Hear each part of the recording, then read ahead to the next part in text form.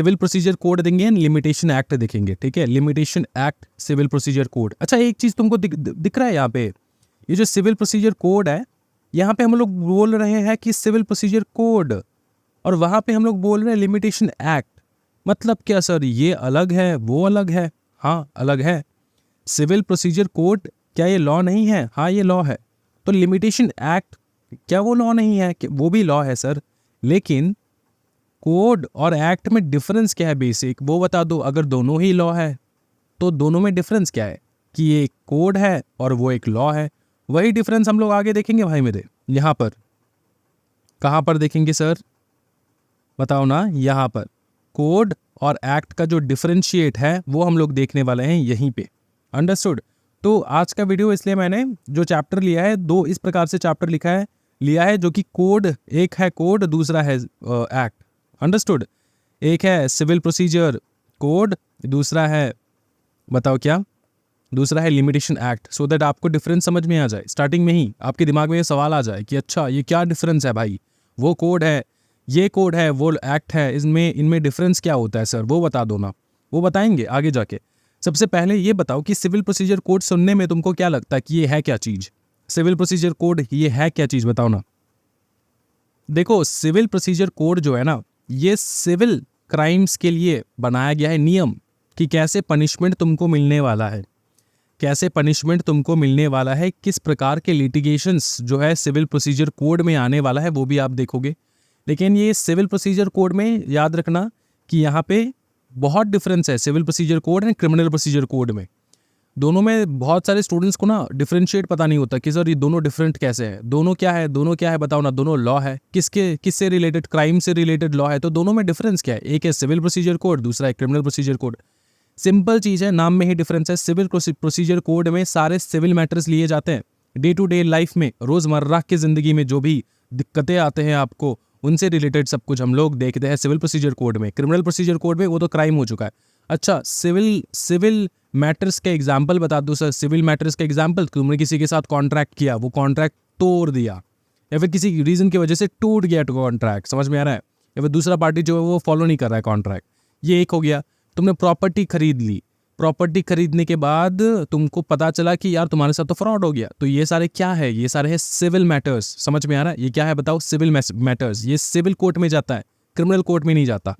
दोनों में डिफरेंस है। सिविल कोर्ट में सिविल लिटिगेशंस, क्रिमिनल कोर्ट में क्रिमिनल लिटिगेशंस जाते हैं। ये समझ में आ रहा है तुमको? हाँ जी, जिंदगी थोड़ा आसान लग रहा है, थोड़ा लग रहा है कि थोड़ा आसान हो चुका है जिंदगी। अच्छा, सिविल प्रोसीजर कोड समझ में आ चुका है, क्रिमिनल प्रोसीजर कोड समझ में आ चुका है, थोड़ा बहुत यहाँ से देखेंगे हम लोग। क्यों बेटा, नोट्स को थोड़ा रिस्पेक्ट करना है, क्योंकि नोट्स बहुत दिक्कतों का सामना करके हमने नोट्स ड्राफ्ट किया है। सबसे पहले देखेंगे नीड्स फॉर सीपीसी, जो कि है सिविल प्रोसीजर कोड। सीपीसी मतलब सिविल प्रोसीजर कोड, सीआरपीसी मतलब क्रिमिनल प्रोसीजर कोड। इस बात का ध्यान रखना। सीपीसी देखो, it was created to consolidate and standardise the procedure under the civil courts across India. तो अक्रॉस इंडिया बहुत सारे सिविल कोर्ट्स थे। सिविल कोर्ट्स में बहुत अलग अलग प्रकार के नियम भी लग जाते थे, कहीं किसी कोर्ट में एक नियम, किसी दूसरा कोर्ट में दूसरा नियम। अब देखो, जियोग्राफिक से रिलेटेड भी डिफरेंसेस है, जियोग्राफी के से रिलेटेड भी बहुत कुछ नियम थे। तो इंडिया ने सोचा, लॉ मेकर्स ने सोचा, क्या ये यार, इंडिया है, एक कंट्री है, एक जो है आपका कानून होना चाहिए। सिविल प्रोसीजर कोड लाया। फिर जितने भी अलग अलग प्रकार के लॉस थे ना रिलेटिंग टू सिविल क्राइम्स, उसको एक साथ लेके कॉन्सोलिडेट कर दिया। इसको क्या कर दिया बताओ? कॉन्सोलिडेट कर दिया, एक साथ मिला के। इसके बाद बनाया सिविल प्रोसीजर कोड, जो पूरे इंडिया में लागू होता है। सर जम्मू एंड कश्मीर में वहां पर भी लागू होगा। अच्छा, फिर the goal is to ensure uniformity in handling civil cases. तो जैसे मैंने आपको बताया कि अलग अलग स्टेट्स में अलग अलग सिविल कोर्ट्स है, अलग अलग प्रकार के नियम जो है, जजमेंट जो है सुनाया जाता था। तो पकड़ लो, कलकत्ता कोर्ट में जो जजमेंट सुनाया जाता था वो सेम नहीं था, सिमिलर नहीं था, related to what, Bombay high court, तो या फिर बॉम्बे जितने भी सिविल कोर्ट्स है उनमें। तो अगर बॉम्बे के सिविल कोर्ट्स का जजमेंट हमारे कलकत्ता के सिविल कोर्ट के जजमेंट से नहीं मिलता है, नहीं मैच होता है, तो दिक्कत ये हो जाता है कि जो जिनके अगेंस्ट आपने केस जो डिसीजन सुनाया, उनको लगता है कि उनके साथ बेईमानी हो गया। वो सोचते कि यार कलकत्ता में चले जाते तो अच्छा होता, कलकत्ता का जज ने बहुत अच्छा जजमेंट सुनाया, मेरे को ये वाला जजमेंट जो है वो अच्छा नहीं लगा, वो कलकत्ता वाला जज ने बहुत अच्छा जजमेंट सुनाया। इस प्रकार से ना भेदभाव हो जाता है। इस प्रकार से आपके दिमाग में आ जाता है कि यार इसका मतलब ये है कि बॉम्बे के जो सिविल कोर्ट्स है वो अच्छे नहीं हैं, कलकत्ता के सिविल कोर्ट्स वो अच्छे हैं। तो गवर्नमेंट ने, लॉ मेकर्स ने क्या कहा? लॉ मेकर्स ने कहा कि एक काम करते हैं, सारे नियम एक कर देते हैं कि अगर ऐसा कोई केस आया और किसी भी इंसान को गिल्टी पाया गया किसी भी ऐसे सिमिलर केसेस में, तो सिमिलर केसेस में इस प्रकार के नियम हैं, इस प्रकार से आपको जजमेंट देना है। तो एक आपका प्रोसीजर बना दिया, एक नियम बना दिया कि ये धाराएं तुम्हारे ऊपर लग सकते हैं अगर ऐसा ऐसा तुमने क्राइम किया है तो। और ये चीज़ पूरा सिमिलर बना दिया पूरे ऑल ओवर इंडिया में। अब ऑल ओवर इंडिया में जितने भी सिविल कोर्ट्स है वो एक ही नियम फॉलो करते हैं, तो कलकत्ता का जजमेंट भी सेम रहेगा और बॉम्बे का जजमेंट भी सेम रहेगा। समझ में आ रहा है कि नहीं? फिर भी बहुत सारे इस कोड को फॉलो करने के बाद भी आपको जजमेंट में डिफरेंशिएट नजर आएगा। तो अगर आपको जजमेंट पसंद नहीं आ रहा तो आप अपील करो, सिंपल चीज़ है ये। अंडरस्टूड? देखो, the goal is to ensure uniformity in handling civil cases. Uniformity के लिए हम लोग क्या किया बताओ ना? यूनिफॉर्मिटी के लिए हम लोगों ने क्या किया बताओ? अब देखो, यूनिफॉर्मिटी चाहिए था आपको, यूनिफॉर्मिटी के लिए आपने क्या कर दिया? कोड बना दिया, एक कोड बना दिया, बहुत सारे लॉ को मिला के कॉन्सोलिडेट करके एक कोड बना दिया। अब बोला कि इंडिया में जितने भी सिविल कोर्ट्स है सब ये नियम फॉलो करेंगे। ठीक है, समझ में आ चुका है। मीनिंग ऑफ सीपीसी क्या है, ये मतलब क्या होता है? It refers to a set of rules guidelines governing how civil cases are to be filed, proceeded and decided in courts. कि सिविल कोर्ट्स जो है उसको फाइल कैसे करना है, उसको लेकर प्रोसीड कैसे करना है, and also at the same time decisions कैसे आएंगे कोर्ट में, किस प्रकार के डिसीजंस आने चाहिए। तो ये सारा चीज जो है एक ही जगह पे उन लोगों ने कॉन्सोलिडेट करके रख दिया एंड इसी को फॉलो किया जाता है आज के डेट में। Got it? Who it applies to, किसके ऊपर अप्लाई होता है बेटा? सिविल कोर्ट्स के ऊपर एंड सिविल डिस्प्यूट्स के ऊपर। सिविल प्रोसीजर कोड जो है वो सिविल कोर्ट के ऊपर अप्लाई होगा। ऑब्वियसली सिविल कोर्ट का जो जज है वो सिविल प्रोसीजर कोड फॉलो करके ही जजमेंट देता है। एंड कौन से डिस्प्यूट्स? Civil disputes. एक बहुत इंपॉर्टेंट चीज है CrPC, difference from CrPC. CrPC मतलब क्रिमिनल प्रोसीजर कोड। ये कैसे, सीपीसी जो है ये कैसे डिफरेंशिएट करता है क्रिमिनल प्रोसीजर कोड से, वो है क्वेश्चन मार्क। अंडरस्टूड? तो civil procedure code and criminal procedure code में डिफरेंस क्या है वो देखेंगे हम लोग।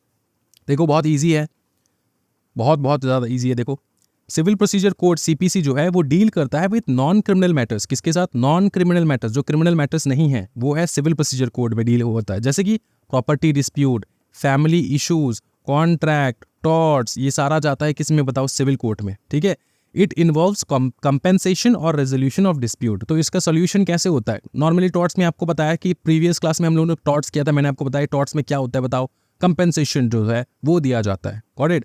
तो यहाँ पर भी सिविल कोर्ट्स में नॉर्मली जो है आपको कंपेंसेशंस दिया जाता है, उसके बाद रिजॉल्व होता है disputes. Understood? Criminal procedure code different है, governs criminal cases involving offenses and crimes. It involves punishment for wrongdoing such as imprisonment or fines. ठीक है, imprisonment भी होता है आपको, फाइन भी आपको लग जाता है इन क्रिमिनल प्रोसीजर कोड में। क्रिमिनल प्रोसीजर कोड में क्या क्या होता है? सीरियस क्राइम्स, बहुत बड़े बड़े क्राइम, जो क्राइम है वो डील किया जाता है। Understood? Offences and crimes, it involves punishment for wrong doing. जो गलत काम किया आपने उसके लिए आपको पनिशमेंट मिलता है, सच एज इम्प्रिजनमेंट और फाइन। ऊपर में जो सिविल प्रोसीजर कोड है उसमें तुम्हारा जो इन्वॉल्वमेंट है किस चीज़ का बताओ ना, कि कैसे तुमको पनिशमेंट मिलता है। वो पनिशमेंट मिलता है इन टर्म्स ऑफ कंपेंसेशन वगैरह। एंड जो क्रिमिनल प्रोसीजर कोड में उसमें तुमको पनिशमेंट वगैरह मिलता है in terms of imprisonment, jail और फाइन। अंडरस्टूड? कोई डिफरेंस समझ में आ चुका है? जिंदगी में आप अपने बच्चों को भी बता पाओगे कि सिविल प्रोसीजर कोड और क्रिमिनल प्रोसीजर कोड में क्या डिफरेंस है? बताओ। हाँ सर, हम अपने बच्चों को भी बता पाएंगे कि civil procedure code and criminal procedure code में क्या डिफरेंस है।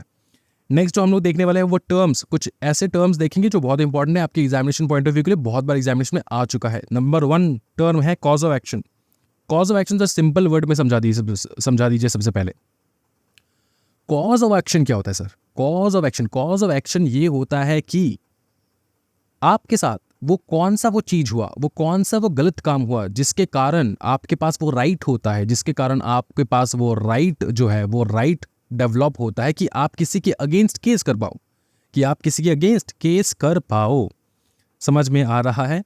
ठीक है, कि आपको रीजन बताना होगा कि आप जो केस करना चाहते हो इसके अगेंस्ट, किसी दूसरे पार्टी के अगेंस्ट आपको केस करना है, तो आपके पास आपके साथ वो कौन सा गलत चीज हुआ है जिसके कारण आपके पास वो राइट अराइज हो रहा है। आपके साथ ऑब्वियसली कुछ गलत काम हुआ होगा जिसके कारण आपके पास वो राइट आ रहा है, आप किसी के ऊपर केस फाइल करोगे, राइट? या फिर तुम सीधा जाओगे पुलिस स्टेशन में एंड कहोगे सर मेरे को ना ऐसा मतलब मेरे साथ कुछ गलत काम तो हुआ नहीं है, लेकिन सर मेरे को मन कर रहा है किसी के ऊपर केस कर दूँ, तो क्या कर दूँ सर? तो जो आपका ये ऑफिसर है वो तुमको चाटा मार देगा, चाटा, ठीक है। देखेंगे cause of action. Cause of action refers to the set of facts और circumstances that gives rise to the right to file a legal case और क्लेम, ठीक है। तुमको राइट जो अराइज होगा तुम्हारे पास कि तुम फाइल कर पाओगे लीगल केस या फिर तुम क्लेम कर पाओगे। क्लेम कर पाना मतलब सर वो भी समझा दो। क्लेम करना मतलब होता है तुम क्लेम कर रहे हो कि तुम्हारे साथ कुछ गलत काम हुआ है, या फिर समझ में आ रहा है ना, वो वाला claim. Got it? It is essentially the reason why a plaintiff brings a suit to the case, suit to the court. अच्छा, it refers to every fact that the plaintiff must prove to support their claim in the court. It includes the right to sue and the infringement of that right. समझ में आ रहा है? समझ में आ रहा है? Got it? तो इसका मतलब क्या होता है? कॉज ऑफ एक्शन सर समझा दो और अच्छे भाषा में समझा दो sir. Cause of action, cause of action simple चीज़ है। कॉज ऑफ एक्शन का मतलब होता है कि तुमको जो वो राइट मिलता है ना, तुमको जो वो राइट मिलता है कि तुम कोर्ट में जाके तुम गवाही दोगे या फिर तुम बयान दोगे कि हाँ मेरे साथ गलत हुआ है। वो कौन सा राइट? तुम्हारे साथ वो गलत चीज़ हुआ क्या है? समझ में आ रहा है? कॉज ऑफ एक्शन, कि तुमने जो ये एक्शन लिया, किस प्रकार का एक्शन सर? एक्शन मतलब तुमने जो केस किया, तुम जो इसके अगेंस्ट सू करना चाहते हो, कि तुम्हारे साथ वो गलत काम हुआ क्या है, कॉज क्या है, सू करने का रीज़न क्या है, जो तुमको पेश करना होगा हमारे पुलिस ऑफिसर्स के पास सामने, जज साहब के सामने। समझ में आ रहा है कि हाँ मेरे साथ ये वाला गलत काम हुआ है। तो यही है cause of action. Cause of action refers to the set of facts, कि तुम्हारे पास वो फैक्ट क्या है बताओ ना। तुम्हारे पास वो फैक्ट कौन से फैक्ट है बताओ। तुम्हारे पास वो कौन से फैक्ट है वो बता दो। तुम्हारे पास वो कौन से फैक्ट है वो बता दो। कि हम लोग देखो ना, तुम्हारे पास वो कौन से फैक्ट है, सर्कमस्टेंसेस है, जिसके कारण जो तुमको राइट देता, give rise to the right, तुमको राइट दिया जाता है, ठीक है। तुम्हारे पास वो कौन से फैक्ट्स है, सर्कमस्टेंसेस है, जिससे तुमको वो राइट मिलता है कि तुम लीगल केस कर पाओ किसी के ऊपर। तुम लीगल केस कर पाओ या फिर क्लेम कर पाओ किसी के अगेंस्ट। तुम किसी के ऊपर लीगल केस कर पाओ, तुम किसी के अगेंस्ट क्लेम कर पाओ। तुमको वो राइट कैसे मिलता है? तो वो फैक्ट्स और सर्कमस्टेंसेस जो है उसी को कहा जाता है cause of action. Cause of action, understood sir? बहुत ब्यूटीफुल। जजमेंट के बारे में बता दो सर, कुछ छोटा मोटा कुछ बता दो जजमेंट के बारे में सर। जजमेंट का मतलब होता है कि जज जो है वो डिसीजन सुनाना। अब जजमेंट दो प्रकार से हो सकता है, एक होता है डिक्री, दूसरा होता है ऑर्डर। एक होता है डिक्री, दूसरा होता है ऑर्डर। देखो अच्छे से, a judgement is official decision made by a जज or court after considering the fact, obviously fact consider करने के बाद, evidences and legal arguments presented by the parties in the case. A statement by a judge explaining the reasons behind a decree or order, it lays out the grounds on which the court decision is based. तो judgement होता है एक प्रकार का statement, एक प्रकार का statement. Judgement होता है एक प्रकार का स्टेटमेंट जो जज देता है, और उस जजमेंट में जज एक्सप्लेन करता है कि क्यों जज ने या तो डिक्री दिया या तो ऑर्डर दिया। समझ में आ रहा है? सर ये बताओ कि डिक्री और ऑर्डर के बीच में क्या डिफरेंस है सर, वो भी बताओ, हमको सब कुछ जानना है। डिक्री और ऑर्डर जो है बहुत ब्यूटीफुल चीज़ है। सबसे पहले देखेंगे डिक्री एंड ऑर्डर का डिफरेंस। यहाँ पे डिक्री एंड ऑर्डर है, उससे पहले एक बार डिक्री का जो है ना डेफिनेशन देख लेते हैं। डिक्री के डेफिनेशन में बताया जाता है कि a formal expression of an adjudication that conclusively determines the right of the parties involved. A decree can be preliminary और फाइनल। अच्छा, इसमें सबसे इंपॉर्टेंट पार्ट जो तुमको ध्यान में रखना है वो कंक्लूसिवली डिटरमाइन, ये वर्ड तुमको ध्यान में रखना है। देखो डिक्री क्या होता है मैं तुमको समझाता हूँ। डिक्री और ऑर्डर के बीच में डिफरेंस क्या है? डिक्री का मतलब होता है कि तुम्हारा राइट्स क्या है, तुम्हारा लाइबिलिटीज क्या है, सब कुछ जज प्रॉपरली इन्वेस्टिगेट करके तुम्हारा क्या कसूर था, नहीं था, ठीक है, वो कंक्लूसिवली डिटरमाइन करके जज जो है तुमको जजमेंट सुनाता है, तब उसको कहा जाता है डिक्री। समझे? ऑर्डर का मतलब क्या होता है? बेटा तुम्हारा बात नहीं सुनने वाले हम। ऑर्डर का मतलब क्या होता है? तुम्हारा बात नहीं सुनने वाले हम कंक्लूसिवली कुछ भी डिटरमाइन नहीं करेंगे। मेरे को मन कर रहा है ऑर्डर पास करने का, मैं करूंगा। अब उसके पीछे बहुत सारे रीजन हो सकता है ऑर्डर पास करने के पीछे, लेकिन ऑर्डर में कोई डिटर्मिनेशन वगैरह कुछ नहीं होता कि तुम्हारे पक्ष में क्या है बताओ, दूसरे आदमी के पक्ष में क्या है बताओ, वो सारा डिटर्मिनेशन कुछ नहीं होता। वो तो डिक्री जब उस प्रकार के डिटर्मिनेशन करने के बाद कोई जजमेंट आता है उसको कहा जाता है डिक्री। लेकिन अगर कोई डिटर्मिनेशन ही नहीं है, किसी पार्टी के बारे में सोचना ही नहीं है, किसी पार्टी के साथ आपका ट्रायल करना ही नहीं है, किसी पार्टी से कुछ जानना ही नहीं है, आपको सिर्फ ऑर्डर देना है, तो तब हम लोग क्या कहेंगे बताओ? वो क्या है? ऑर्डर। इसको और अच्छे से देखेंगे, धुंधला करेंगे, धुंधला। देखो difference between a decree and an order. Decree और ऑर्डर के बीच में क्या डिफरेंस है? सबसे पहले डेफिनेशन देख लेते। डिक्री जो है ना, एक प्रकार का फॉर्मल एक्सप्रेशन है ऑफ एन एडजुडिकेशन। इनफॉर्मल तो है नहीं, फॉर्मल है, वो लिख के देगा। दैट कंक्लूसिवली डिटरमाइन करता है क्या? The right in a suit. ठीक है, कि कोई भी सूट फाइल किया उसमें किसका क्या राइट है, वो डिटरमाइन करने के बाद फिर जजमेंट आता है, उसको कहा जाता है डिक्री। चलो ये समझ में आ रहा है? ठीक है। ऑर्डर मतलब क्या सर? ऑर्डर मतलब होता है कोई फॉर्मल एक्सप्रेशन। क्या बताओ? Formal expression of a decision that does not constitute a decree. मतलब कोई ऐसा डिसीजन जो डिक्री नहीं है, कोई ऐसा डिसीजन जो डिक्री नहीं है। ठीक है। कंक्लूसिवनेस, इसका मतलब समझना है। Conclusiveness, conclusive determination of the rights. Decree में क्या होता है कि किसी भी पार्टी का क्या राइट है, क्या लाइबिलिटीज है। Rights and liabilities of parties are conclusively determined. ये लिख लो बेटा यहाँ पे। ये तो मैं तो बहुत ब्यूटीफुल वाला यहाँ पे मैंने आपको बता रहा हूँ अभी, ये आपको लिख डालना है। लिखो rights and liabilities of parties are conclusively determined. ऐसा लिख लो यहाँ पे, इस जगह पे लिख लो। Rights and liabilities of parties are conclusively determined. ये लिख लो। लिखा? ठीक है। अभी पेपर में लिख लो फिलहाल, बाद में जाके आप लिख लेना है यहाँ पे। जैसे आपको नोट्स मिलेंगे ना, यहाँ पे लिख सकते हो, या तो आप यही पढ़ सकते हो। अगर ये तुमको डिफिकल्ट लग रहा है तो वो वाला पढ़ लो कि rights and liabilities of parties are conclusively determined. इसी का उल्टा होता है order. Rights and liabilities of parties are not conclusively determined. ये यहाँ पे लिख देना है आपको। ठीक है। Not conclusively determine the rights of the parties. Rights and liabilities of parties are not conclusively determined. क्या ये समझ में आ रहा है? बहुत ब्यूटीफुल। नेक्स्ट देखेंगे रिलेशन। अच्छा सर समझाओ तो फिर ये वाला राइट्स कंक्लूसिव डिटर्मिनेशन क्या है। मैंने बहुत बार बताया आपको कि किसी भी पार्टी का राइट एंड लाइबिलिटी जब तुम अच्छे से देख के कोई डिसीजन देते हो तब जाके उसको कहा जाता है डिक्री। और जब आप राइट्स एंड लाइबिलिटीज पार्टीज की देखते ही नहीं हो तब उसको कहा जाता है ऑर्डर। क्या ये समझ में आ रहा है? ओके। नेक्स्ट है रिलेशन। क्या रिलेशन है? रिलेट्स टू सूट्स, और यहाँ पे रिलेट्स टू प्रोसीजरल और इंटरियम डिसीजंस विद इन सूट्स और अदर प्रोसीडिंग। अब ऑर्डर क्या होता है कि ऑर्डर तो देखो कोई राइट लाइबिलिटी डिटरमाइन नहीं करता। वो जज को लगता है कि ये गलत हो रहा है तो उस टाइम पे वो बता देता है कि हाँ ये गलत हो रहा है, इसमें ये काम करो, तो वो एक प्रकार का ऑर्डर हो जाता है। तो ऑर्डर नॉर्मली सूट्स के अंदर ही दिया जाता है। बीच बीच में जब कोई केस चल रहा है उसके बीच में कोई ऑर्डर दे दिए तो वो क्या होता है? एक प्रकार का इंटरियम डिसीजन होता है, इंटरियम ऑर्डर होता है। क्या समझ में आ रहा है? केस के भीतर में ही, केस को डिटरमाइन करने से पहले ही, केस को खत्म करने से पहले ही, केस को डिटरमाइन करने से पहले ही बीच में अगर जज को लगा कि कोई नुकसान, किसी को नुकसान हो सकता है, ये वो कुछ भी लग सकता है जो गलत हो सकता है, तो तब वो जज जो है वो ऑर्डर पास कर देता है सो दैट किसी भी पार्टी को किसी प्रकार का नुकसान ना हो जब तक कि ना वो जजमेंट आ जाए। अंडरस्टूड ना? ये समझ में आ रहा ना? एकदम मक्खन। नेक्स्ट है टाइप्स।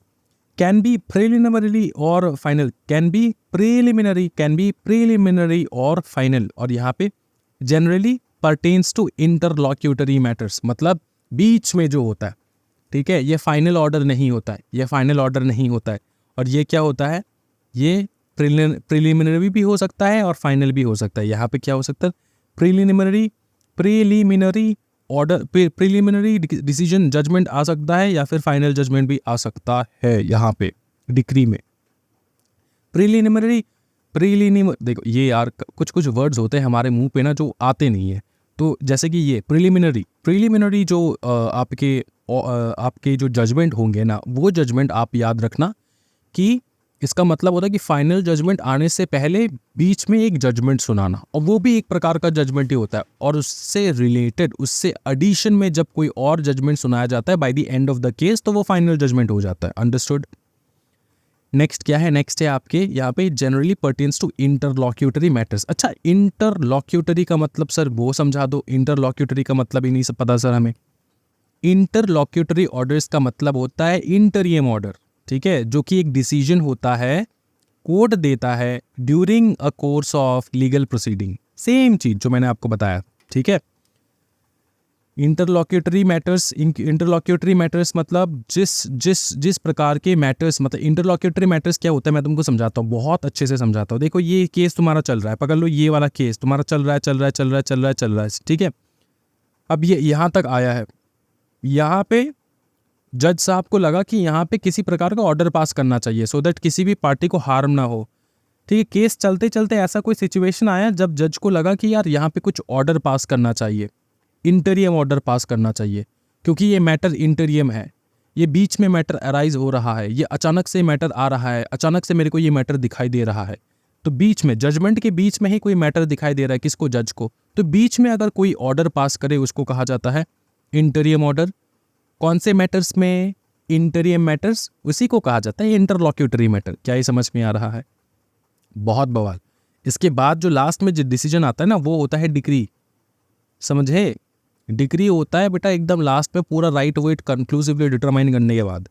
अपीलेबिलिटी, जनरली अपीलेबल, ऑब्वियसली जो डिक्री होगा, जजमेंट होगा, फाइनल डिसीजन होगा जज का, वो तो आप अपील कर ही सकते हो, लोअर कोर्ट का, हायर कोर्ट में, हायर कोर्ट का, सुप्रीम कोर्ट में। लेकिन जो ऑर्डर होता है वहाँ पे नॉर्मली जो है आप अपील नहीं कर सकते। बीच में जज ने जजमेंट बताया, एक प्रकार का ऑर्डर पास किया, तो तुम उसके खिलाफ नहीं जा सकते, ठीक है, उसका अपील नहीं हो सकता। Only specific orders as prescribed by law are appealable. Normally कुछ स्पेसिफिक ऑर्डर्स अपील कर सकते हो, नॉर्मली नॉट अपीलेबल। अंडरस्टूड? यहाँ पर तो बेटा ये जो डिक्री होता है ना, यहाँ पे फर्स्ट अपील जो है वो होता है, सेकंड अपील भी हो जाता है, लेकिन ऑर्डर्स में तो भैया सिर्फ फर्स्ट अपील ही होता है, सेकंड अपील तो इम्पॉसिबल है, होता ही नहीं है सेकंड अपील ऑर्डर्स के केस में। Got it? हाँ जी, ये समझ में आ चुका है डिक्री एंड ऑर्डर। सर बहुत बवाल लग रहा है सर, एक ओके। आगे देखेंगे हम लोग। अच्छा, डिक्री होल्डर कौन है? सिंपल वर्ड में समझा दूंगा, एक वर्ड में समझा दूंगा, बाकी ये तुम पढ़ सकते हो घर में बैठ के। डिक्री होल्डर वो होता है जिसके फेवर में डिक्री पास किया जाता है, उसको कहा जाता है डिक्री होल्डर।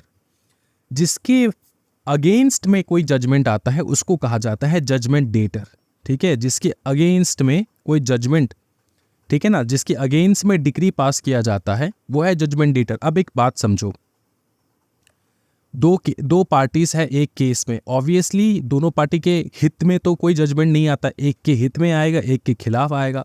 तो जिसके हित में आया, जिसके बेनिफिट में आया जजमेंट, वो है डिक्री होल्डर, और जिसके अगेंस्ट आया जजमेंट वो है जजमेंट डेटर। क्या ये समझ में आ रहा है? इससे ज़्यादा सिंपल बताओ?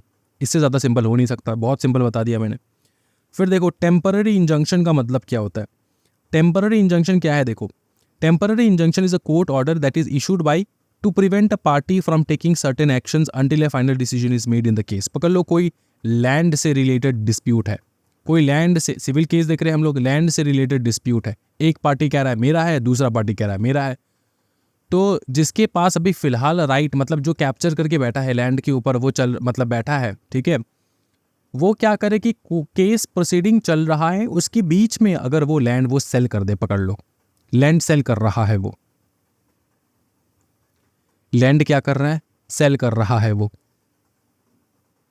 तो लैंड सेल कर रहा है बेटा, जजमेंट तो आया नहीं, तो अगर वो सेल कर रहा है लैंड बीच में ही, जजमेंट आने से पहले ही वो लैंड सेल कर रहा है, तो जजमेंट क्या पास करेगा? जज क्या पास करेगा? Temporary injunction.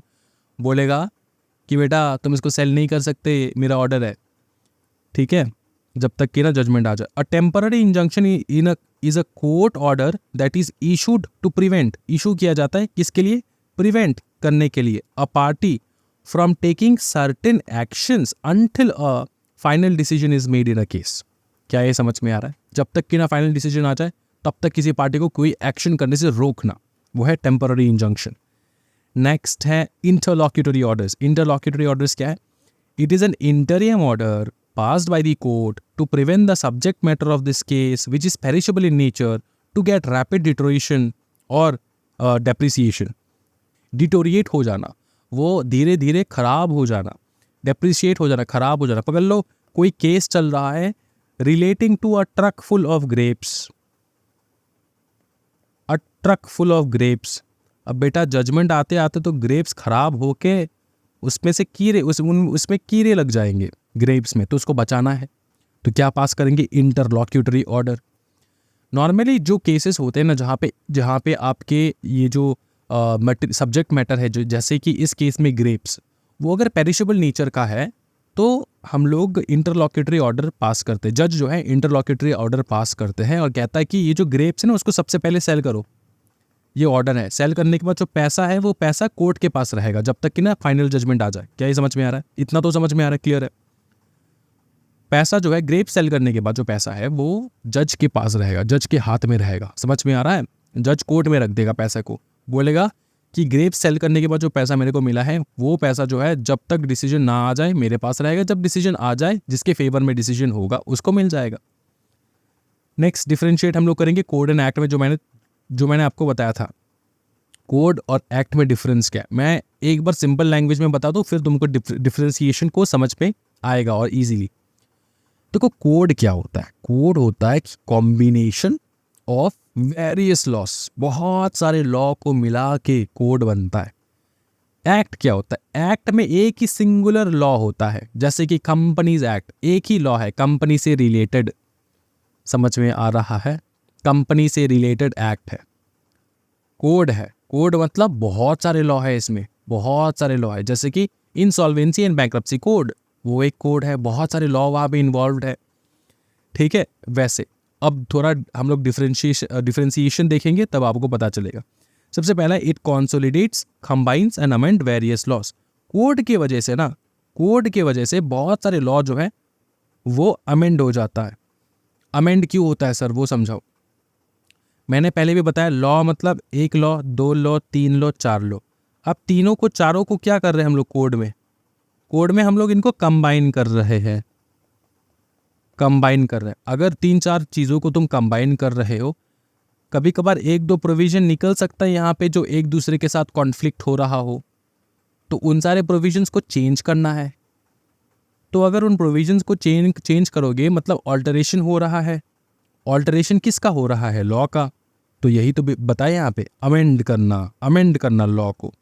लॉ अमेंड हो जाता है कोड के वजह से, क्योंकि कोड में बहुत सारे लॉज आ जाते हैं। अब लॉज इतने सारे हैं, एक दूसरे के साथ अगर खिलाफ जा रहा है, एक लॉ दूसरे लॉ के अगेंस्ट जा रहा है किसी भी प्रोविजन में, तो उसको मिला जुला के कुछ एक बताना पड़ेगा ना, उसको अमेंड करना पड़ेगा, चेंज करना पड़ेगा कि एक लॉ दूसरे लॉ के कन्फ्लिक्ट में ना चला जाए। अंडरस्टूड ना? तो इसलिए कोड में जो है ना अमेंडमेंट आ जाता है लॉस में, कोड के कारण, क्योंकि हम लोग बहुत सारे लॉस को एक साथ पढ़ रहे हैं, इसलिए अमेंडमेंट आ जाता है लॉस में। तो फिर से बताओ कोड क्या है भाई? कोड है एक consolidation, combination and amendment of various loss का। एक्ट क्या होता है? एक्ट होता है single law and not a combination of law. Next देखेंगे, कोड ब्रॉडर है, ऑब्वियसली बहुत सारे लॉस एक साथ है, इसका मतलब ब्रॉडर होगा ही। और जो एक्ट है वो नैरोअर है, यहाँ पे एक ही है, एक ही लॉ है, तो यहाँ पे नैरोअर तो होगा ही, और ये ब्रॉडर है। Because of code law gets amended, मैंने एक्सप्लेन किया आपको। It does not lead to amendment in code law. देखो ये जो एक्ट है इसके वजह से किसी भी कोड में अमेंडमेंट नहीं आता, ठीक है ना, क्योंकि ये तो एक ही लॉ है, एक दूसरे के साथ कन्फ्लिक्ट होगा नहीं, तो अमेंडमेंट किस बात का। तो एक्ट की वजह से लॉ में कोई चेंजेस नहीं आता। अगर एक्ट में चेंजेस ज़रूरत है तो वो तो उसका अमेंडमेंट आ सकता है, लेकिन किसी दूसरे लॉ की वजह से इस लॉ में अमेंडमेंट नहीं आता। अगर एक्ट में इम्प्रूव करना है आपको, एक्ट को अगर इम्प्रूव करना है तब अमेंडमेंट आएगा, लेकिन किसी दूसरे एक्ट की वजह से, दूसरे लॉ की वजह से आपके एक्ट में कोई दिक्कत नहीं आने वाला। समझ में आ रहा है? एग्जाम्पल के तौर पे अगर मैं बताऊं, code, civil procedure code, insolvency and bankruptcy code, criminal procedure code, SEBI takeover code, और एग्जाम्पल्स और बताओ सर। एक्ट का, सिंगुलर लॉ का, companies act, Indian stamp act, limitation act जो हम लोग देखने वाले कुछ टाइम बाद। उसके बाद है jurisdiction of court. Jurisdiction of court बहुत बवाल टॉपिक है। जुरिस्डिक्शन ऑफ कोर्ट का मतलब क्या होता है? मतलब कोर्ट का हाथ कहाँ तक जा सकता है, कोर्ट का पावर कहाँ तक जा सकता है। कोर्ट का हाथ, कानून के हाथ लंबे होते, कितना लंबे? अमेरिका चला जाएगा? नहीं सर, उतना लंबा तो नहीं है। तो वही देखने वाले हम लोग कि कितना लंबा हो सकता है कानून का हाथ।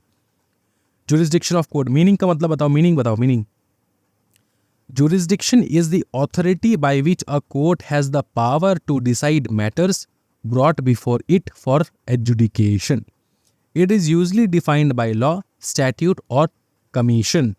मतलब कि कोर्ट का जो पावर रहेगा वो कौन डिफाइन करता है? लॉ डिफाइन करेगा, स्टैट्यूट डिफाइन करेगा, कमीशन. पकड़ लो civil procedure court. Civil courts में अगर क्रिमिनल मैटर आ गया तो क्या कोर्ट के पास पावर है वो सारे क्रिमिनल मैटर्स को पकड़ने के लिए, धर पकड़ने के लिए, उसके खिलाफ जजमेंट, उससे रिलेटेड जजमेंट, उसका ट्रायल करना, क्या ये अलाउड है सिविल कोर्ट्स में? नहीं, वो क्रिमिनल मैटर है, वो क्रिमिनल कोर्ट्स में जाएगा. तो ये कौन बताता है? लॉ बताता है. तो लॉ डिटरमाइन करता है कि जुरिस्डिक्शन, जो कोर्ट का जुरिस्डिक्शन होगा, जुरिस्डिक्शन मतलब पावर, कोर्ट का जो पावर होगा वो कहाँ तक जा सकता है. Types of jurisdiction. अब जुरिस्डिक्शन मतलब पावर अलग अलग किस्म के हो सकते हैं. एक है सब्जेक्ट मैटर पावर, दूसरा है टेरिटोरियल जुरिस्डिक्शन, तीसरा है पिक्यूनरी जुरिस्डिक्शन, चौथा है पर्सनल जुरिस्डिक्शन. एक लाइन में खत्म हो जाएगा, आपको सिर्फ यही याद रखना है एग्जामिनेशन तक, उसके बाद भीतर में आप बना के लिख सकते हो. देखो सब्जेक्ट मैटर जुरिस्डिक्शन, जैसे मतलब आपको मैंने अभी एग्जाम्पल दिया कि क्रिमिनल केसेस को सिविल कोड जो है वो ट्रायल नहीं कर सकता, उसका ट्रायल नहीं हो सकता. देखो बेटा बहुत अच्छे से समझना है. सब्जेक्ट मैटर का मतलब क्या होता है कि मैंने अभी एग्जाम्पल दिया था मैंने कि कुछ मैटर्स ऐसे होते हैं सब्जेक्ट मैटर्स, जैसे कि क्रिमिनल मैटर्स सिविल कोर्ट में हो ही नहीं सकता. तो सिविल कोर्ट का पावर है ही नहीं कि क्रिमिनल मैटर्स बोले, तो ये बना के लिख सकते हो, कोई टेंशन नहीं है. टेरिटोरियल जुरिस्डिक्शन मैंने जैसे इंटरनेशनल लॉ के बारे में बताया, तुम्हारा जुरिस्डिक्शन है ही नहीं कि तुम कनाडा का केस जो है इंडिया में तुम लो. समझ में आ रहा है? इंडिया में ट्रायल करो कनाडा वाला केस, जो जुरिस्डिक्शन समझ में आ रहा है, जुरिस्डिक्शन कोई टेंशन वाली बात नहीं है. टेरिटोरियल जुरिस्डिक्शन, हाँ जी. तो ये जियोग्राफिकल जुरिस्डिक्शन जो है उसके ऊपर डिपेंड करता है.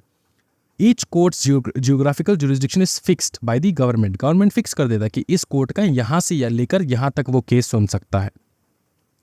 कोई मैटर हो रहा है, पकड़ लो, कोई मैटर हो रहा है जम्मू एंड कश्मीर में, पकड़ लो, ठीक है, तुम्हारा कोई लफड़ा हो गया जम्मू एंड कश्मीर में, तुम कलकत्ता हाई कोर्ट में आके फाइल कर रहे हो केस, ऐसा हो सकता है? नहीं, वहाँ का मैटर वहीं पे उस कोर्ट में जम्मू एंड कश्मीर की कोर्ट में वो सुनाया जाएगा, क्योंकि वहाँ पे उनका रीच है. यहाँ पे बैठ के कलकत्ता वाला सिविल कोर्ट कैसे पता करेगा कि वहाँ पे क्या हो रहा है? अंडरस्टूड ना? तो हर कोर्ट का एक जुरिस्डिक्शन होता है, एक जगह का जुरिस्डिक्शन होता है कि कितना दूर जा सकता है. नेक्स्ट है पेक्यूनरी जुरिस्डिक्शन. सुनो अच्छे से, पेक्यूनरी जुरिस्डिक्शन, पेक्यूनरी मतलब पैसे वाला. पकड़ लो यार, छोटा मोटा एक कोर्ट है, छोटा मोटा एक डिस्ट्रिक्ट कोर्ट है, 4,000 करोड़ का घपला हुआ है. क्या वो वाला केस ये छोटा मोटा डिस्ट्रिक्ट कोर्ट ले सकता है? नहीं, बड़ा मैटर है, बड़े पैसे का लेन देन है, बड़े कोर्ट में जाओ, हाई कोर्ट में जाओ, सुप्रीम कोर्ट में जाओ. तो छोटे वाले कोर्ट इतने बड़े बड़े सम के जो केसेस है वो नहीं ले सकते, क्योंकि उनका पावर नहीं है. पेक्यूनरी का देख लो, refers to the monetary limit, कि एक कोर्ट का कुछ मॉनेटरी लिमिट होता है कि कितना वो पैसे का जो अगर केस हो तो वो ले सकता है. अंडरस्टूड? उसके बाहर नहीं ले सकता. पर्सनल जुरिस्डिक्शन का मतलब क्या होता है? Courts generally have authority over peoples residing within their territorial jurisdiction except for certain exceptions like foreign diplomats. तो अब तुम्हारा पर्सनल जुरिस्डिक्शन का मतलब होता है कि कोर्ट का जुरिस्डिक्शन, कोर्ट का पावर होना चाहिए, कोर्ट के पास पावर होना चाहिए कि तुम्हारे अगेंस्ट ये केस लड़ पाए, मतलब केस जो है वो ट्रायल हो पाए उस कोर्ट में, है ना. जैसे मैंने तुमको एग्जाम्पल के तौर पे बताया कि हर कोर्ट का अलग अलग जुरिस्डिक्शन होता है, उसके अंडर अलग अलग जो है पावर होते हैं, जहाँ पे आपके अगर उसके जुरिस्डिक्शन में वो पावर है तो वो केस लड़ेगा, वो केस जो है ट्रायल होगा उस कोर्ट में. लेकिन अगर पर्सनली मतलब कोई पर्सन, इंसान उस कोर्ट के जुरिस्डिक्शन में आता ही नहीं है, कहीं और रहता है, तो वहाँ पे जाके आपको केस करना होगा. है कि नहीं बताओ ना? हाँ सर. जनरली हैव अथॉरिटी किसके ऊपर? पीपल के ऊपर, जो रिसाइड कर रहे हैं उनके जुरिस्डिक्शन के अंदर, उनके टेरिटोरियल जुरिस्डिक्शन के अंदर. समझे? तुम केरला में कोई केस हो चुका है, केरला में वो इंसान बैठा है, तुम केस कर रहे हो यहाँ पे आके. अब यहाँ का कोर्ट, पकड़ लो कलकत्ता का सिविल कोर्ट जो है वो केरला का इंसान को कैसे यहाँ पे बुलाएगा? यहाँ पे तो कुछ गलत काम नहीं हुआ है, वहाँ पे हुआ है, तो वहाँ पे जाओ, वहाँ पे केस करो, उस कोर्ट में केस करो जिस कोर्ट के जुरिस्डिक्शन में वो बंदा रहता है. समझ में आ रहा है? एक लॉयर को हायर करो, वो बाकी सब काम कर देगा. चलो ठीक है, जुरिस्डिक्शन हो चुका है. उसके बाद देखेंगे venue of suit. Venue of suit मतलब प्लेस ऑफ सुइंग, कहाँ पे सू हो सकता है. जनरल रूल क्या है? A suit should be filed in the court of the lowest grade that has the competence to try matter. अगर तुम्हारा केस लोअर कोर्ट में जा सकते तो लोअर कोर्ट में सबसे पहले जाओ, सीधा ही सुप्रीम कोर्ट में जाने की कोशिश मत करो, लोअर कोर्ट में सबसे पहले जाओ।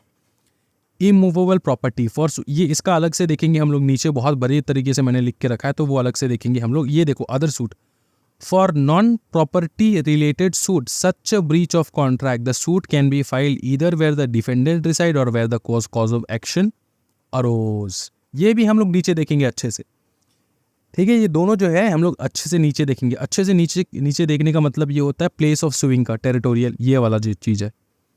इमूवेबल प्रॉपर्टी और मूवेबल प्रॉपर्टी, ये है इमूवेबल प्रॉपर्टी का केस और ये है अदर सूट मतलब मूवेबल प्रॉपर्टी का केस। ये हम लोग यहाँ पर देखेंगे, बहुत ब्यूटीफुली मैंने लिख रखा है, टेंशन ना लो। सबसे पहले एक डॉक्ट्रिन हम लोग समझेंगे, डॉक्ट्रिन ऑफ रेस सब जुडाइस। डॉक्ट्रिन ऑफ रेस सब जुडाइस, इसका मतलब होता है stay of suit, stay of suit. इस ये क्या होता है डॉक्ट्रिन ऑफ रेस सब जुडाइस? मैं सबसे पहले हिंदी में एक्सप्लेन कर देता हूँ, उसके बाद इंग्लिश में देखेंगे। तुम्हारे केस के ऊपर ना, तुम्हारे सूट के ऊपर स्टे लगा देना, स्टे ऑर्डर लगा देना। क्यों स्टे लग रहा है तुम्हारे सूट के ऊपर? क्योंकि तुमने ऑलरेडी किसी दूसरे इंडियन कोर्ट में तुम्हारा सेम केस चल रहा है between same subject, between same parties and same subject matter. तो वहां पे अगर केस चल रहा है, उसका जजमेंट अभी तक आया नहीं है, तुम यहाँ पे दूसरे इंडियन कोर्ट में क्यों फाइल कर रहे हो केस? तो तुम ये कर नहीं सकते।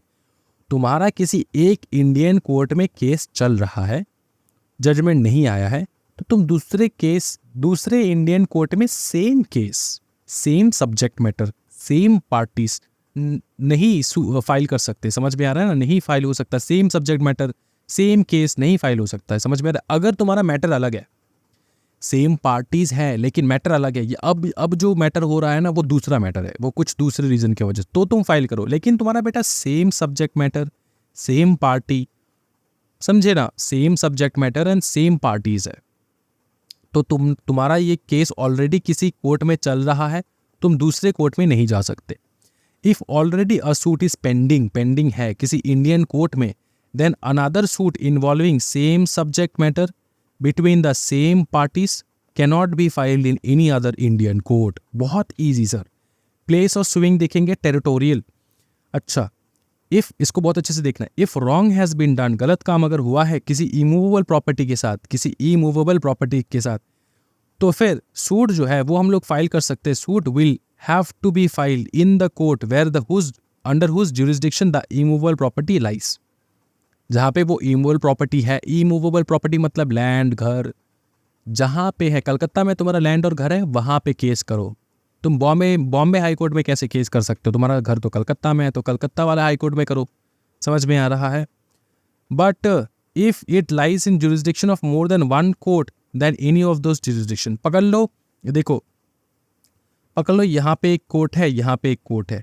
समझ में आ रहा है? इस कोर्ट का जुरिस्डिक्शन ऐसा है, इस कोर्ट का जुरिस्डिक्शन ऐसा है, तो तुम बीच वाले जुरिस्डिक्शन में रहते हो जहाँ पे दोनों कोर्ट का जुरिस्डिक्शन है। तुम यहाँ पे रहते हो, तुम्हारा घर यहाँ पर है, सेंटर यहाँ पे, जिसका इस कोर्ट का जुरिस्डिक्शन भी है, इस कोर्ट का जुरिस्डिक्शन भी है, तो तुम दोनों में से किसी भी कोर्ट में फाइल कर सकते हो अपना केस। Got it?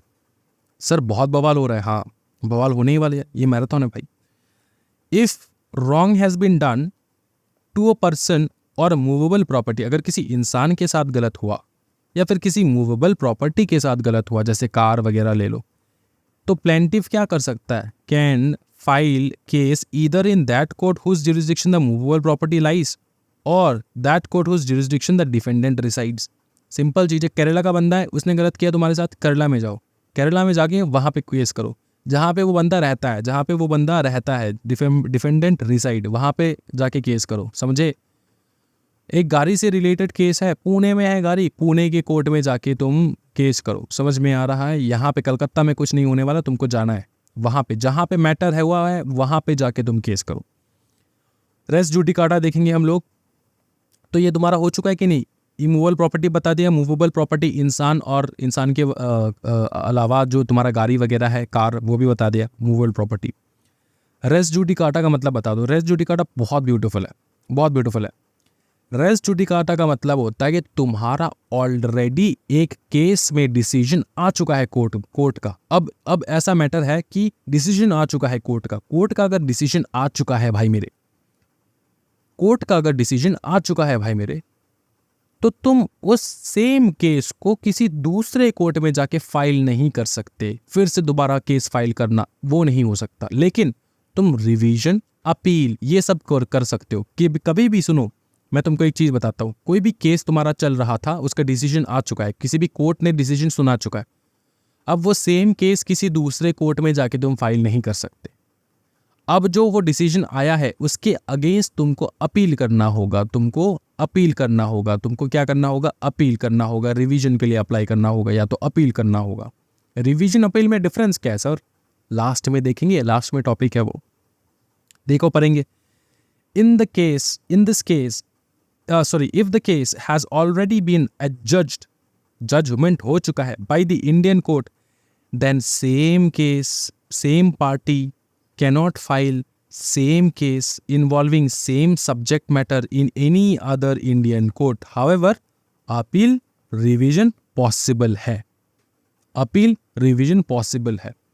तो सर सेम केस जो है वो दोबारा हम लोग क्यों नहीं फाइल कर सकते? क्योंकि टाइम बर्बाद हो रहा है, टाइम बर्बाद हो रहा है। पकड़ लो पार्टी। और एक चीज़ हो सकता है कि तुम्हारा जो ओपोनेंट है वो बहुत कमज़ोर है, तुम उसके अगेंस्ट केस कर करके उसको मतलब पागल बनाना चाहते हो, ठीक है, हैरेस करना चाहते हो उसको, सो दैट वो केस छोड़ के भाग जाए।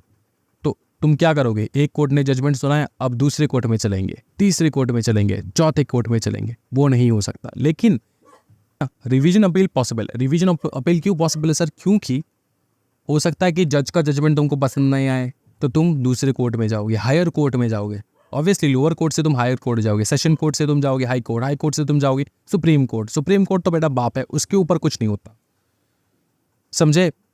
एग्जाम्पल के तौर पे अगर ले तो एक केस लॉ भी है, बहुत अच्छा केस लॉ, लोनाकुट्टी वर्सेस थोमन। क्या बताओ? लोनाकुट्टी वर्सेस थोमन। ये क्या है? ये वही है, रेस जुडिकाटा का ही केस है, इसका केस लॉ है, समझ में आ रहा है। इसमें भी सेम चीज हुआ है।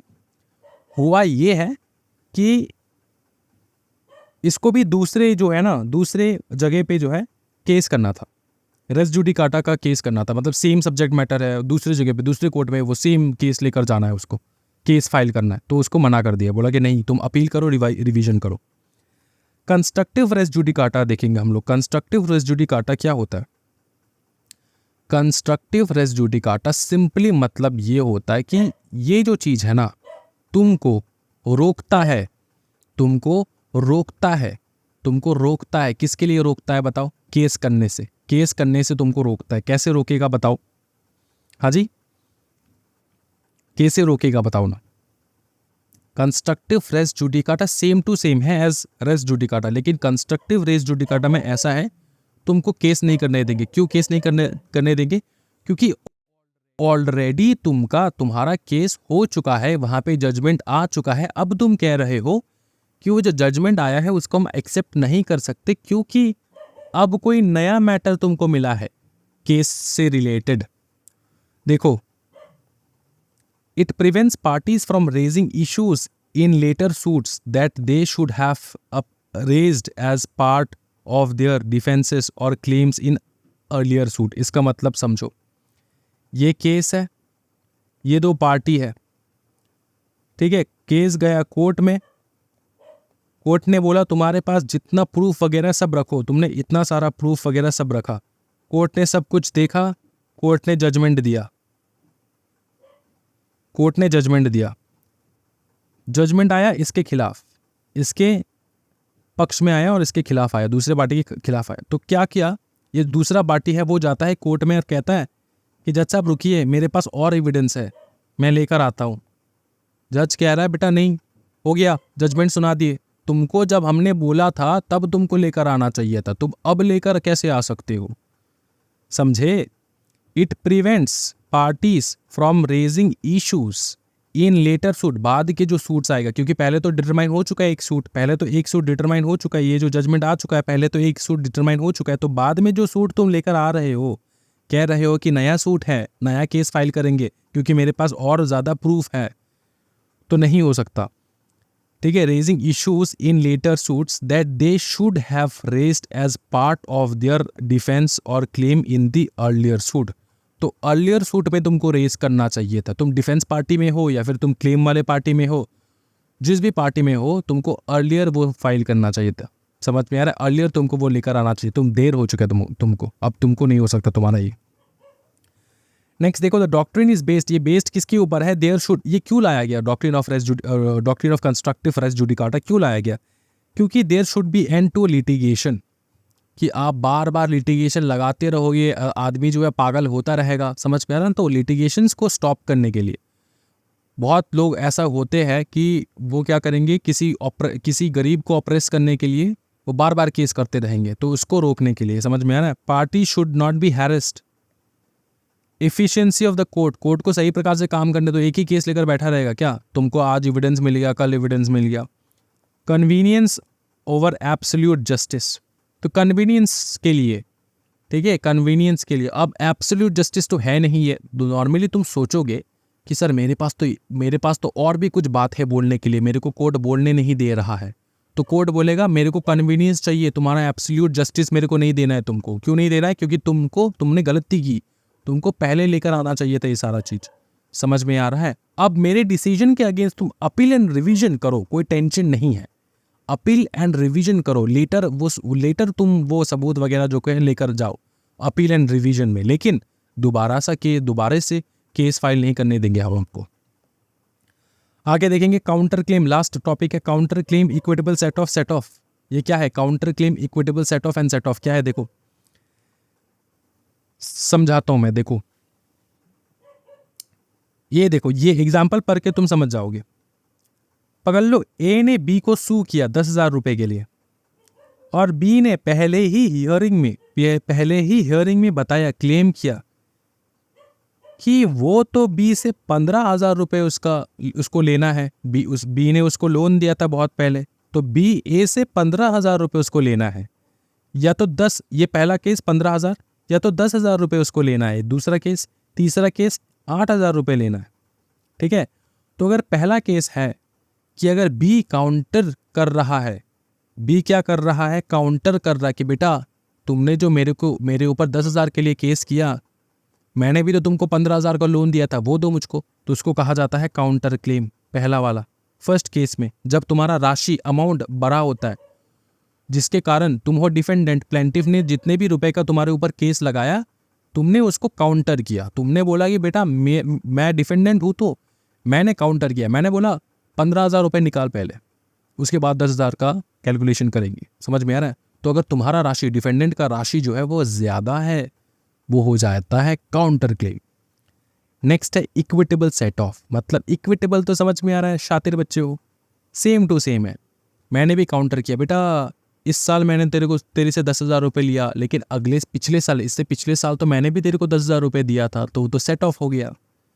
लास्ट में आता है इक्विटेबल सेट ऑफ हो गया। लास्ट में आता है सेट ऑफ। सेट ऑफ थोड़ा अलग है। सेट ऑफ का मतलब होता है तुम्हारा राशि थोड़ा कम है, तुम्हारे ऊपर 10,000 का केस किया, तुमने क्लेम किया कि भाई मैंने भी तो 8,000 रुपये दिया था तेरे को, तो 10 और 8 का सेट ऑफ हो जाता है। बाकी जो अमाउंट बचा है वो तुमको पे करना होता है। समझ में आ रहा है? ईजी है, इसको रीड कर लेना है। ठीक है, बहुत ब्यूटीफुल तरीके से ड्राफ्ट कर रखा है मैंने। सूट्स के कुछ एसेंशियल्स इंग्रेडिएंट्स क्या रहेंगे? सूट्स में अगर पार्टी रहेगा तभी जाके सूट होगा, वरना सूट किस बात का? सूट में कॉज ऑफ एक्शन होना चाहिए, subject matter of the suit होना चाहिए, सूट में कोई सब्जेक्ट मैटर तो होना चाहिए, और उसमें रिलीफ क्लेम करने के लिए तुमने फाइल किया हो, ऐसा कुछ होना चाहिए, वरना किस बात का सूट। नेक्स्ट है reference, review and revision. Examination में हॉट टॉपिक है, देखो अच्छे से। रेफरेंस का मतलब क्या होता है? रेफरेंस का मतलब होता है रेफर करना। कब होगा वो? Who will refer the case, और किसको? लोअर कोर्ट केस रेफर करेगा हाई कोर्ट को। कब? Before passing the judgement. Lower court judgement pass करने से पहले केस रेफर कर देगा हाई कोर्ट को। लेकिन क्यों? क्योंकि लोअर कोर्ट का तो जुरिस्डिक्शन ही नहीं है, कॉम्पिटेंट ही नहीं है वो इस प्रकार के केस का जजमेंट सुनाने के लिए, इसलिए वो ऊपर वाले केस को थमा देगा। ठीक है, रेफरेंस दे देगा।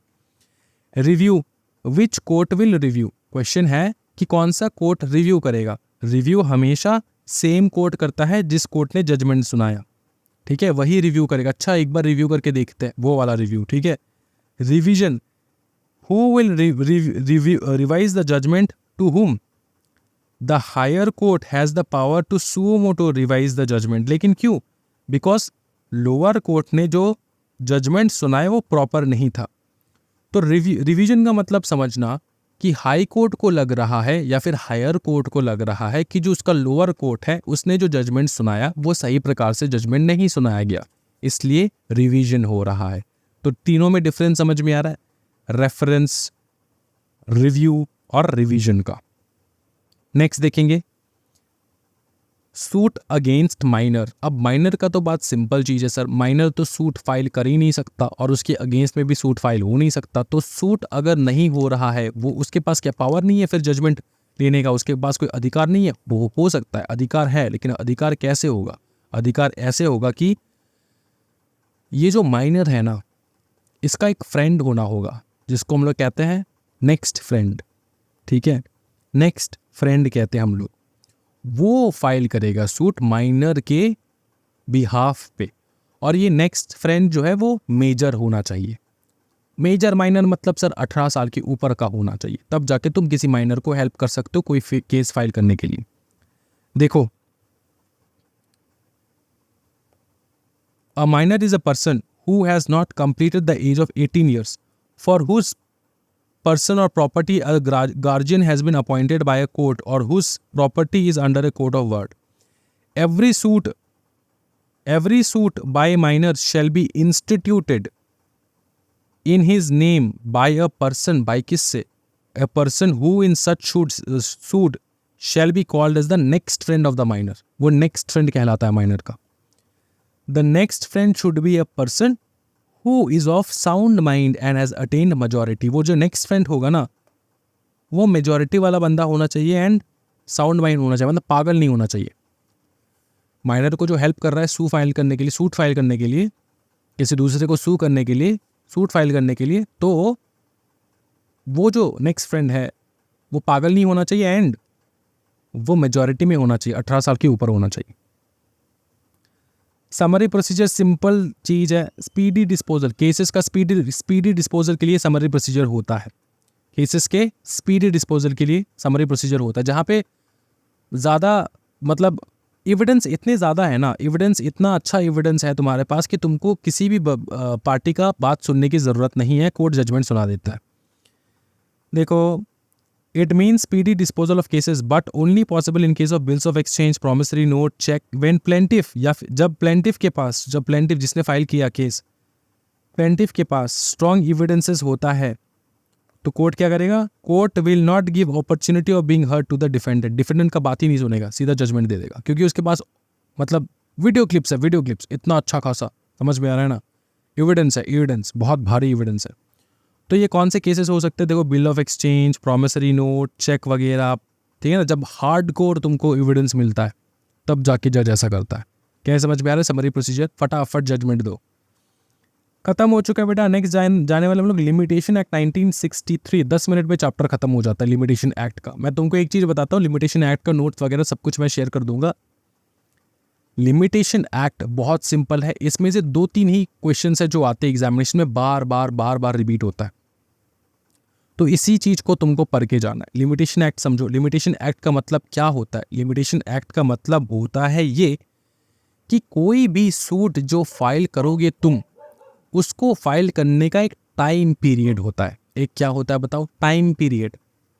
उस टाइम पीरियड के अंदर अंदर तुमको केस फाइल करना होता है। क्यों सर, ऐसा क्यों? सो दैट सब लोग रिस्पॉन्सिबल बने कि मेरे साथ आज गलत हुआ है, मेरे को आज केस फाइल करना है, परसों केस फाइल करने से नहीं होगा, टाइम पीरियड खत्म हो जाएगा, कोर्ट मेरा बात नहीं सुनेगा। समझे? ये होता है लिमिटेशन एक्ट। समझे? अच्छा, अब डॉक्ट्रिन ऑफ सफिशिएंट केस बहुत हॉट टॉपिक है। ये क्या होता है मैं तुमको समझाता हूँ। डॉक्ट्रिन ऑफ सफिशिएंट केस का मतलब ये होता है कि तुम पकड़ लो लेट हो गए, तुम्हारे पास 1 साल का समय था, तुम केस कर सकते हो according to the limitation act. अब तुम्हारा 1 साल पार हो चुका है, क्या अब भी तुम केस कर सकते हो? अगर तुम्हारे पास सफिशिएंट कॉज है तो तुम फाइल कर सकते हो केस। यही है बात। अब ये सफिशिएंट कॉज होता क्या है? व्हाट इज सफिशिएंट कॉज, ये हम लोग यहाँ पर देखेंगे व्हाट इज सफिशिएंट कॉज। लेकिन तुमको ये समझ में आ रहा है, अगर तुम्हारे पास सफिशिएंट कॉज है तो तुम्हारा एक्सटेंड हो सकता है। नेक्स्ट है bar of limitation. Bar of limitation का मतलब ये होता है कि अगर तुमने एप्लीकेशन दिया कोर्ट को बियॉन्ड द लिमिटेशन पीरियड खत्म होने के बाद तुम अगर फाइल कर रहे हो केस, तो कोर्ट का ड्यूटी होता है कि तुम्हारा केस प्रोसीड ना करे। It is the duty of the court not to proceed with your suit. समझ में आ रहा है, इसको कहा जाता है बार ऑफ लिमिटेशन। नेक्स्ट है सफिशिएंट कॉज। किस चीज को हम लोग सफिशिएंट कॉज बोल रहे हैं सर? सफिशिएंट कॉज देखो, wrong practice of high court ने कुछ गलती कर दी, मिस्टेक ऑफ काउंसिल ने कुछ गलती कर दी, आपके एडवोकेट ने आपको रॉन्ग एडवाइस दे दिया, एडवोकेट गलत है। अब देखो एडवोकेट गलत है तो कोर्ट का क्या गलती है? आपने खराब एडवोकेट चूज किया। बेटा सुनो, एक चीज़ तुमको बताते, एडवोकेट आप लोग निकालते हो, आप लोग इनको लाइसेंस देते हो, तो हम लोग इनके भरोसे ना बैठे तो किन के भरोसे बैठे? तो हमारा एडवोकेट गलती क्या मतलब तुम गलती कर रहे हो कोर्ट साहब। समझ में आ रहा है? चीज़ें समझ में आ रहा है? ईजी हो रहा है? फिर है the mistake of law in establishing of exercising the right given by the law. तो लॉ में कुछ गलती है। इम्प्रोजनमेंट ऑफ द पार्टी और सीरियस इलनेस। जिस पार्टी को टाइम के अंदर केस करना था वो तो जेल में था, वो कैसे केस करता? या तो वो इलनेस था, उसका इलनेस था, बहुत खराब बीमार हो चुका था उसको, तो वो केस नहीं कर पा रहा था। तो ये सारे हैं sufficient cause. Time taken for obtaining certified copies of the degree. तो टाइम लग गया सर, डॉक्यूमेंट्स वगैरह जुगाड़ करने में टाइम लग गया वो। नेक्स्ट इसको काट दो, ये वाला पढ़ो लास्ट वाला, element of father. Element of father मतलब क्या होता है कि फादर का जो है फादर जो है देहांत हो गया उनका। समझ में आ रहा है? फादर का देहांत हो गया जिसके कारण तुम्हारे पास टाइम नहीं मिला, वो लास्ट डेट जो है वो पार हो गया था और उसी टाइम में वो घटना घटा। तो फादर बीमार है, फादर जो है उनका देहांत हो गया, तो उस वक्त तुमको ये सफिशिएंट कॉज है, तुमको टाइम मिलता है, गॉट इट, फाइल करने के लिए। समझ में आ रहा है? लास्ट जो चीज हम लोग देख रहे हैं ना, व्हाट, ये बहुत हॉट टॉपिक है। What are the requirements for a valid acknowledgement. एक वैलिड एक्नॉलेजमेंट का क्या रिक्वायरमेंट्स है? There must be an admission or of the admission or acknowledgement. Admission होना चाहिए या फिर एक्नॉलेजमेंट होना चाहिए। Such acknowledgement must be in respect of कोई प्रॉपर्टी होना चाहिए या फिर किसी राइट के रिस्पेक्ट में होना चाहिए ऐसा acknowledgement. It must be made before the expiry of the period of limitation. Time से पहले तुमको करना है ये, ठीक है? तुमको एडमिशन एक्नॉलेजमेंट टाइम से पहले करना। It must be in writing signed by the party against हुम सच प्रॉपर्टी और लैंड इज क्लेम्ड। तो किसी भी एक्नॉलेजमेंट को वैलिड कराने के लिए तुमको एक चीज ध्यान में रखना होगा, जो ऑपोजिट पार्टी है तुम्हारा, जिससे तुम्हारा डिस्प्यूट चल रहा है, it must be in writing, लिखित में होना चाहिए, साइन होना चाहिए, by the party against whom the property और राइट इज क्लेम्ड। जिसके अगेंस्ट प्रॉपर्टी या फिर राइट तुम क्लेम कर रहे हो उसका सिग्नेचर होना चाहिए, उसका सिग्नेचर होना चाहिए। तो ये तुमको एक बार रीड कर लेना है, ठीक है? Valid acknowledgement. इसके अलावा आपका जो ये लिमिटेशन एक्ट है, इसमें ज़्यादा कुछ है नहीं, ये सारे क्वेश्चन से रिपीट होते हैं। इसके अलावा मैं नोट्स भी दे दूंगा, वहाँ पे कुछ टॉपिक्स कवर्ड है जो बहुत इजी है, आप आराम से कर सकते हो। दोनों चैप्टर जो है ना, दोनों चैप्टर का मैं प्रॉपर नोट्स जो है वो भी मैं आपको दे दूंगा। ये तो रिवीजन नोट्स है, ये तो आपके पास रहेगा ताउम्र। इसको भी तुम एग्जामिनेशन के पहले रिवाइज करके जा सकते हो, फुल मार्क्स मिलने वाला है आपको। और इसके अलावा जो नोट्स मैं प्रोवाइड करूंगा उसको भी तुम पढ़ के जा सकते हो, ठीक है? तो आज के वीडियो में इतना ही रखते हैं, अगले वीडियो में मिलते हैं कल सुबह फिर से। Thank you so much everyone, happy learning guys, bye bye, take care, जय हिंद।